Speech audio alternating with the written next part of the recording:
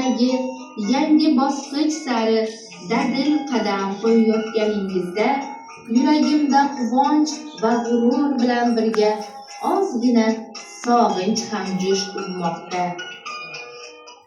Sizlarning har biringiz biz uchun aziz, biz uchun bebaho xazinasiz. O'rgangan saboqlaringiz, ko'rgan tarbiyalaringiz hayot yo'lingizda yo'ldosh bo'lsin. Qayerda bo'lmang, qanday lavozimda ishlamang, har doim insoniylik, halollik va mehr-oqibat sizni hamrohingiz bo'lsin.